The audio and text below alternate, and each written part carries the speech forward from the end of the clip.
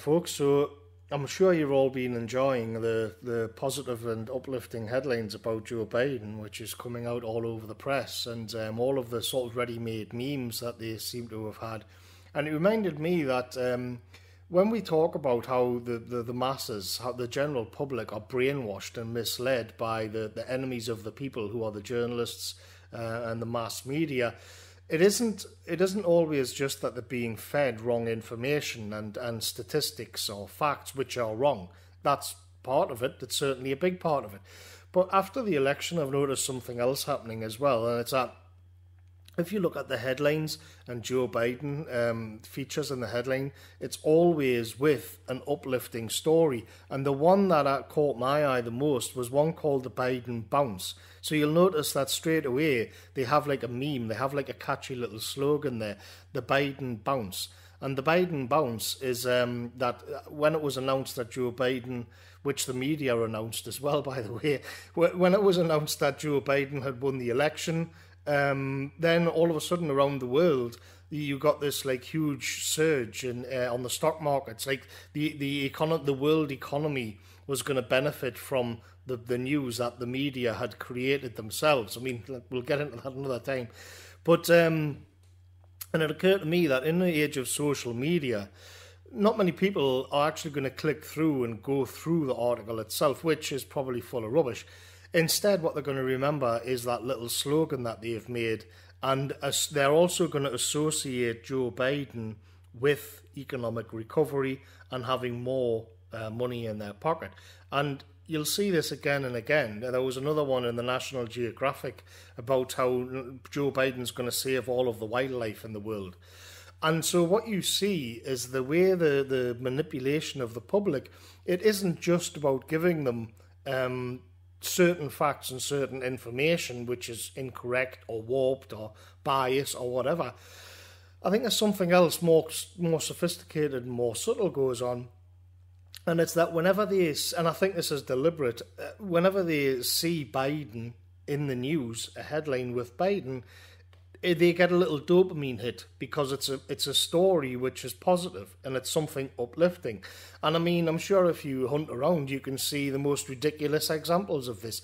I mean, as I say, the National Geographic said that he was going to save all of the wildlife in the world and save the countryside and the environment. Maybe the snow leopard will start breeding again because Joe Biden became president. Maybe it's a bit of a push, but maybe like Mars bars will go back to being as big as they were in 1995.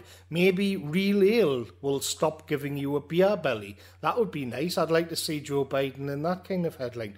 But the point here is that mainly it's about manipulating the audience, not just with information, and this is the important point, but with emotions.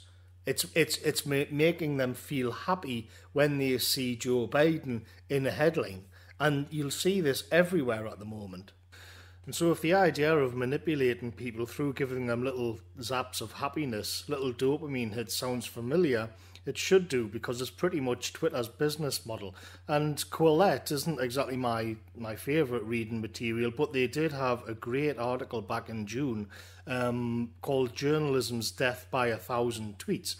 And in it, what they describe here, well, I'll go through it, but what they describe is the effect that Twitter is having on journalism and the general public and how it works. And so they say, in particular, and to give some possible examples, users should only be exposed to opinions, articles and facts to which they want to be exposed. The rapid dissemination of breaking news should be encouraged, ideally without the requirement or even the possibility of context. Fact-checking, assessment and genuine newsworthiness, or indeed any kind of editorial curation whatsoever, conversations should be fully surveilled, sometimes censored and encouraged to take place in full view of everyone, thus limiting the possibility of the private exploration of alternative, non-mainstream viewpoints. Empathy, sympathy and face-to-face engagement should be actively discouraged, if not rendered impossible by the platform's design interface, while hatred, tribalism and outrage should be fostered and encouraged.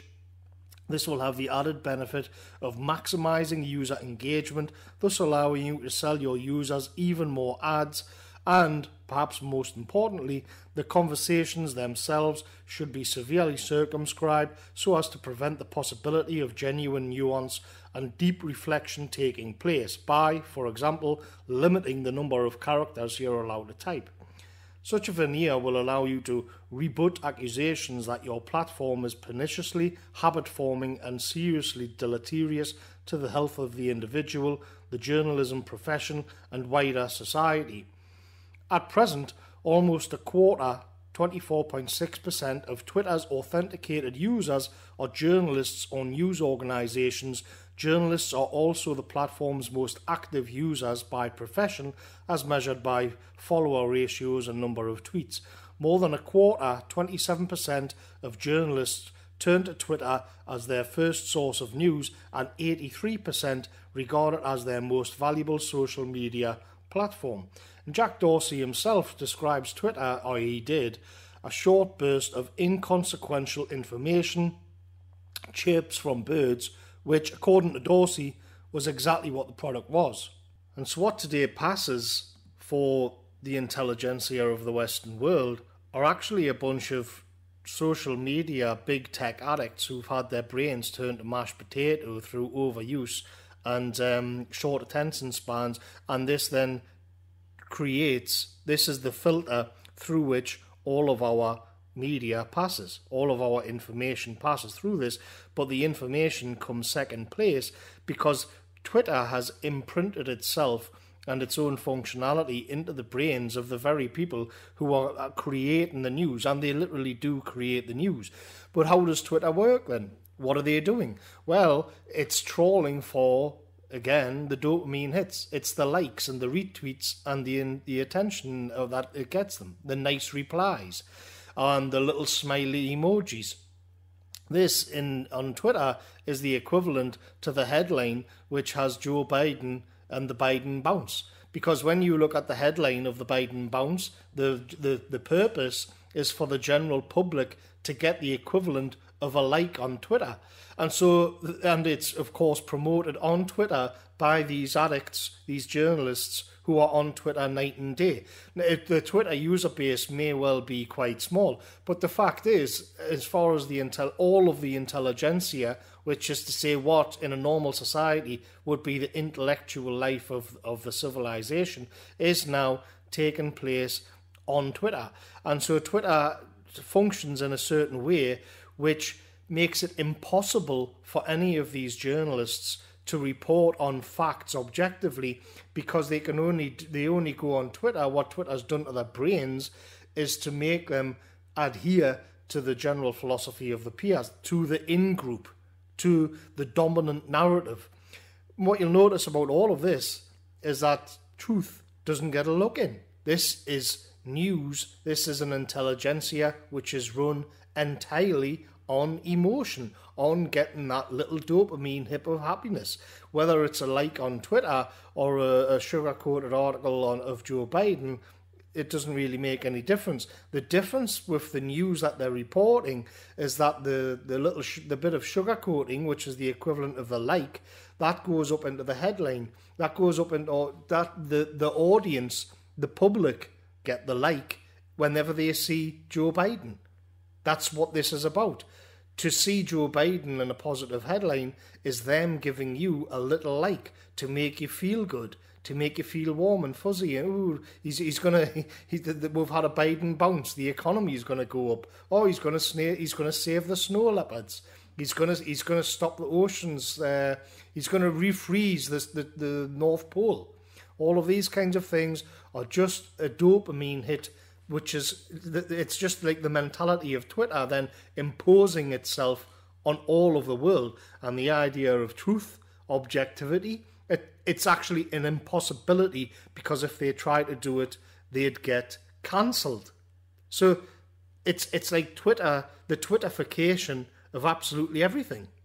Imagine allowing the intellectual and philosophical life of a civilization to be passed through a filter and more or less controlled by a bunch of low-information, attention-seeking, weak-willed whores who actually have an inbuilt need for the approval of their peers, which leads them into this massive echo chamber of reinforcing their own ideas. I mean, you may as well walk into some sleazy pub somewhere and just offer that position to a bunch of pissheads sitting in the corner in their own muck, because they'd at least have some sort of earthy honesty to them instead of this detachment that the Twitterati have. Imagine if you're going to play one of those games like Civilization or something, and it's time to set the moral and philosophical and intellectual framework of your civilization.